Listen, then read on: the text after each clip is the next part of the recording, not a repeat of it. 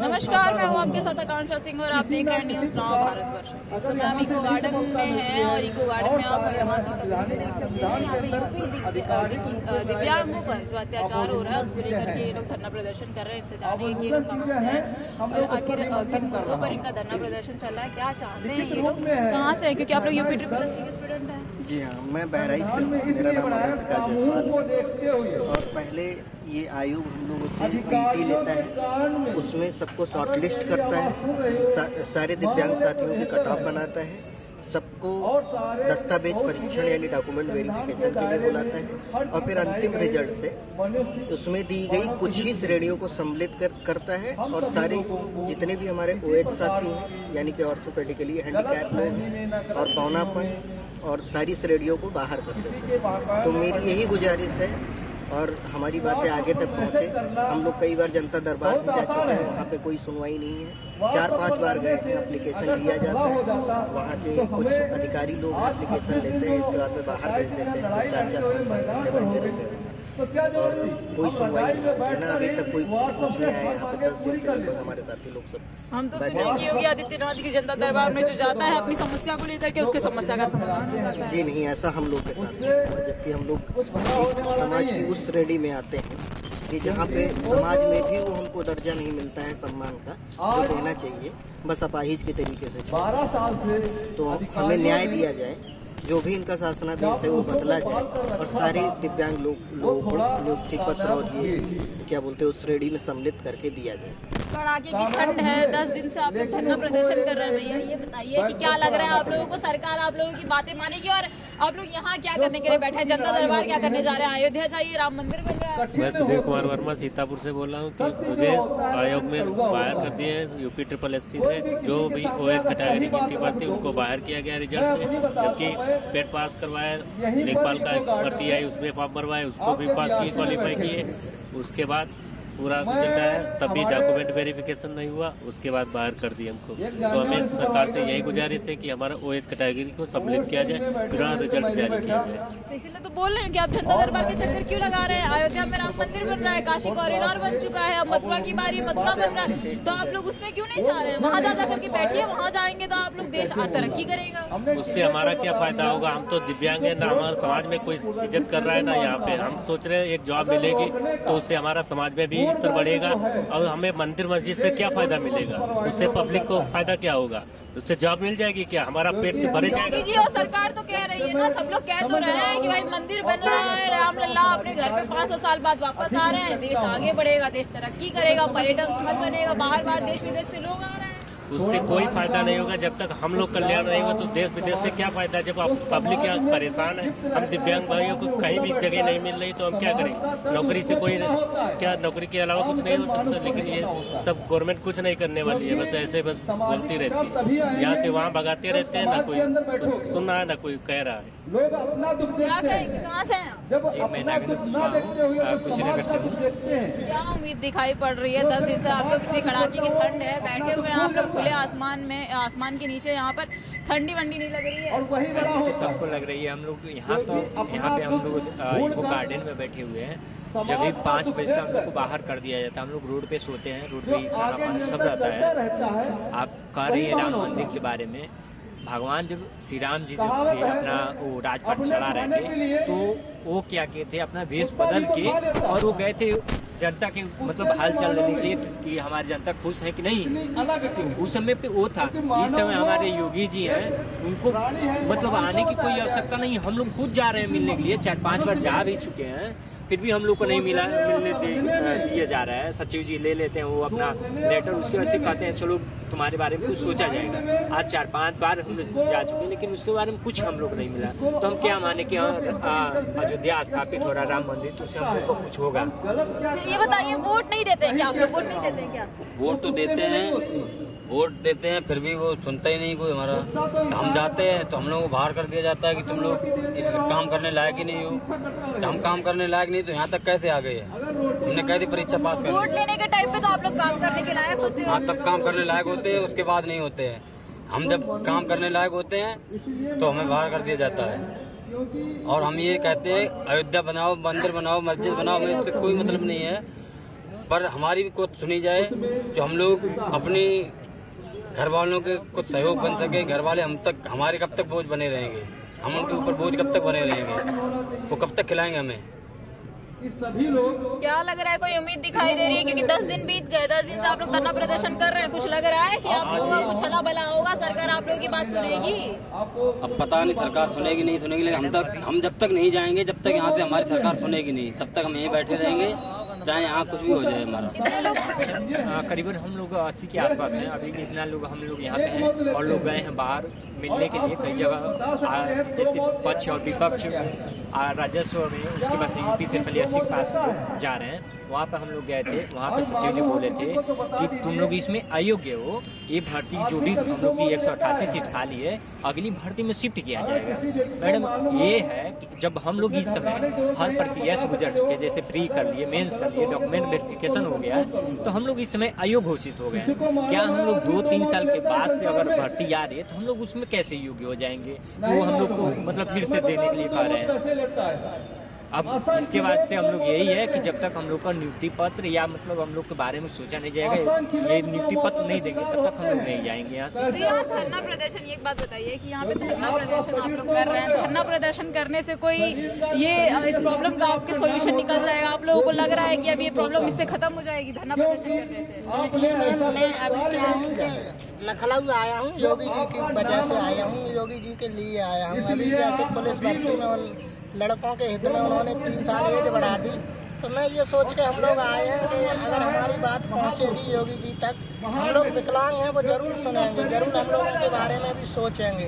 तो आप लोग 10 दिन से धरना प्रदर्शन कर रहे हैं, इतने बार जनता दरबार में आप लोग बता रहे हैं, आपके साथी बता रहे हैं कि जनता दरबार में गए, तो योगी जी के कानों तक आप लोगों की बात पहुंची नहीं क्या? मुझे लगता है ऐसा हो सकता है कि जैसे जनता दरबार में हम लोग जा रहे हैं तो अधिकारी हमारी बात सुन रहे हैं, लेकिन योगी जी तक बात नहीं पहुंचा रहे हूँ, ऐसा हो सकता है। लेकिन मुझे नहीं लगता, अगर योगी जी को पता होगा तो वो इतने इनसेंसिटिव कोई हो सकता है कि विकलांग मर रहे हैं और वो ये नहीं सोचा कि इनके लिए भी कुछ करना है। हमें कहाँ जगह मिलती है? अभी पुलिस भर्ती आई है 60,000, उसमें हमें लिया नहीं जाएगा। 8,000 पर लेखपाल के सही लड़कों को दे दिए, हमें कहाँ जगह देगी सरकार? हम सबसे पिछड़े हैं, नौकरी की सबसे ज्यादा जरूरत हमें है, हमें अनदेखा कर रही है सरकार। समाज में इसका चुनाव आ रहा है, जितने भी पार्टी वाले हैं सब पीडीए का मुद्दा उठा रहे हैं, पिछड़ा दलित और अल्पसंख्यक का मुद्दा उठा रहे हैं कि हम पिछड़ों को आगे बढ़ाएंगे, हम दलितों को और अल्पसंख्यकों को आगे बढ़ाएंगे।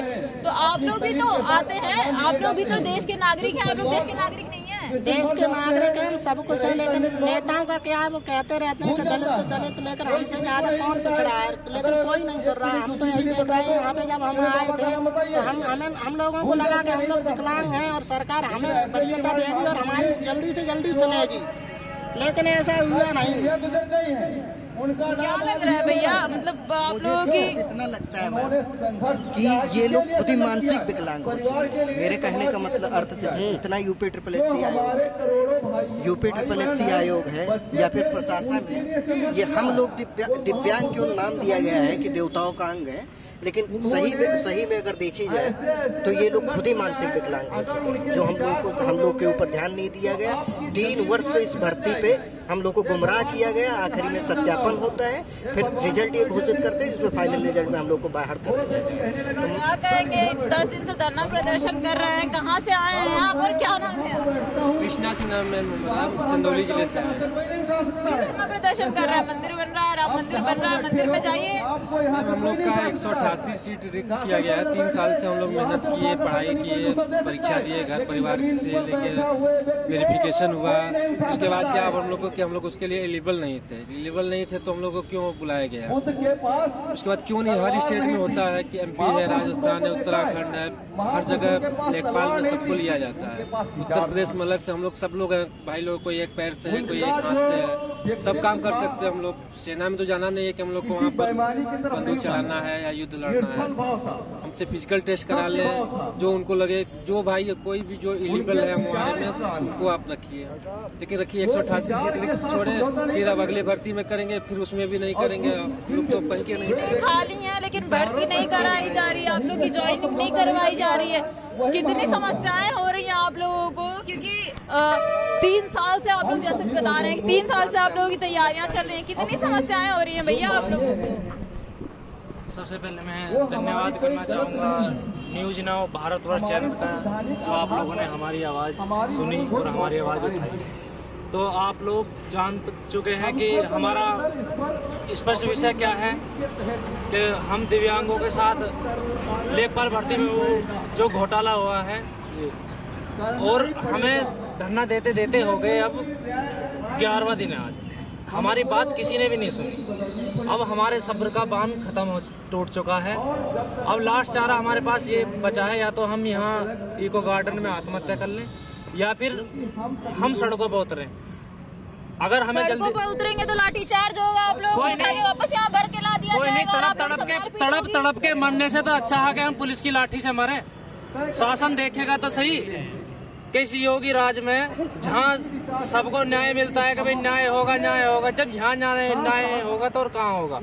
जब राम राज्य आने की स्थापना हो रही है कि राम राज्य आ रहा है, और राम राज्य आने से पहले उत्तर प्रदेश के लेखपाल जहाँ मुख्यमंत्री आवास से 10 किलोमीटर ही दूरी पे 11 दिन से भूखे प्यासे ठंड में तड़प रहे हैं, वहाँ सुनवाई न हो रही, तो बताओ पूरे प्रदेश का क्या हाल होगा। हमारी कोई मांगे नाजायज नहीं है, जायज मांगे। हमने 3 साल मेहनत करी है। सीटें खाली हैं, भर्ती नहीं हो रही है। अयोग्य बता दिया। जब हमने अगर हम अयोग्य ना थे तो हमसे मुख्य परीक्षा नहीं कराते, पेट का एग्जाम नहीं दिलवाते, डॉक्यूमेंट्स वेरिफिकेशन नहीं कराते। हम यहाँ जबरदस्ती थोड़ी घुस रहे हैं कि हम जबरदस्ती सीट मांग रहे हैं।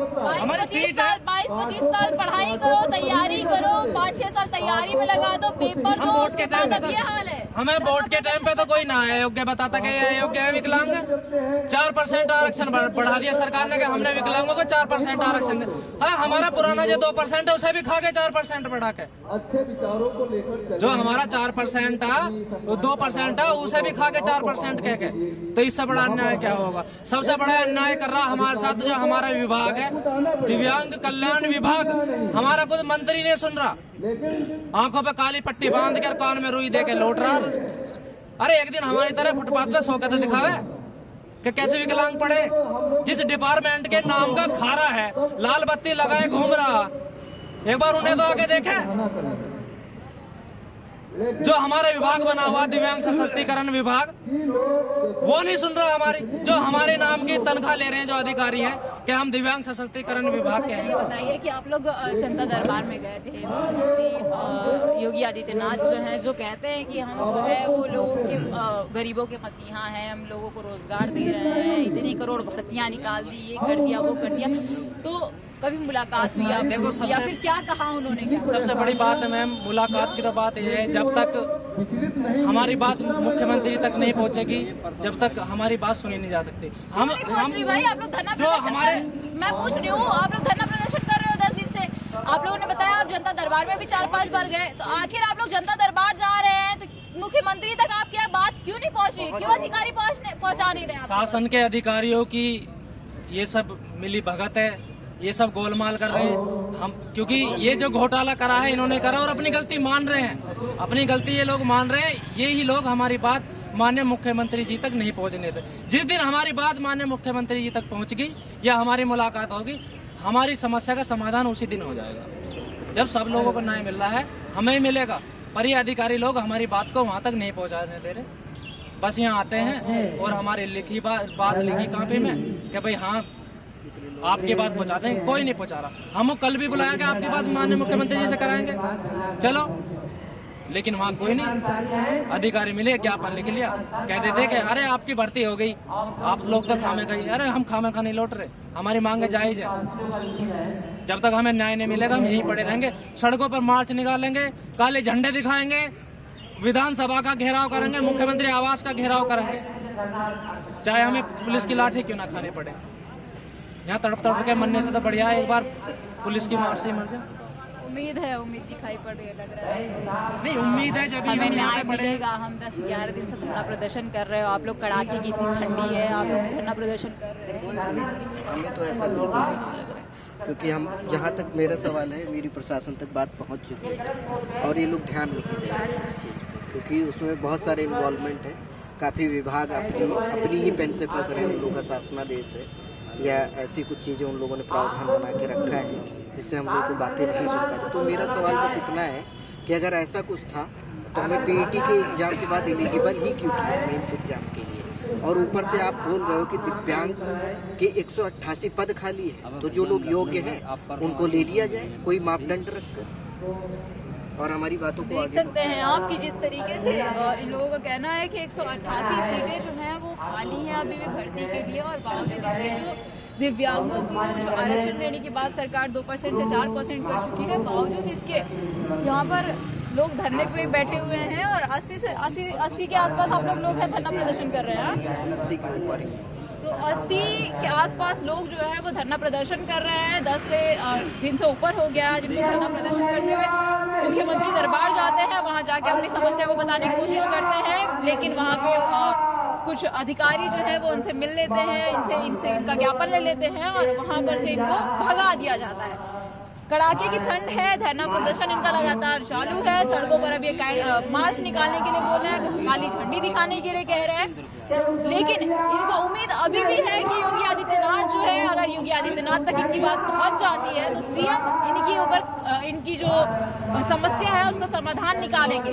अब देखने वाली बात ये होगी कि आखिर सीएम तक, क्योंकि सबसे बड़ा सवाल ये है कि जिस तरीके से लोग जनता दरबार में जाते हैं, तो क्या सीएम को इस बात का आभास नहीं होता होगा, ये बात सीएम तक पता नहीं चलती होगी कि इन्हें किन तरीके की समस्याएं हैं और ये किस लिए वहां पर आए हुए हैं, या फिर अधिकारियों की मिली भगत से इनका ज्ञापन ही वहां तक नहीं पहुंचता है। तो देखने वाले इसमें बात कई सारी है, सवाल कई सारे उठते हैं, क्योंकि आरक्षण का मामला और बेरोजगारी का मामला उत्तर प्रदेश में सरकार जिस तरीके से कहती है कि हम बेरोजगारी दे रहे हैं, बेरोजगार मुक्त कर रहे हैं, लोगों को रोजगार दे रहे हैं, तो ऐसे में बेरोजगारी के लिए लोग यहाँ पे धरना प्रदर्शन कर रहे हैं। और जहाँ दिव्यांगों की बात आती है तो दिव्यांगों का आरक्षण बढ़ा दिया गया है, 2% से 4% कर दिया गया है। बावजूद इसके अभी तक इन्हें जो है इनका हक, इनकी नौकरी इन्हें नहीं मिल रही है। अगर ये उस जॉब के लिए या फिर उस काम के लिए अगर इनकी उतनी नीड ही नहीं थी, अगर तो इनके डॉक्यूमेंट्स जो है उसका वेरिफिकेशन ही क्यों कराया गया। तो कई सारे सवाल हैं। ऐसे देश दुनिया की तमाम खबरें आप तक लाते रहेंगे। बने रहिए हमारे साथ न्यूज़ नाउ भारतवर्ष के साथ।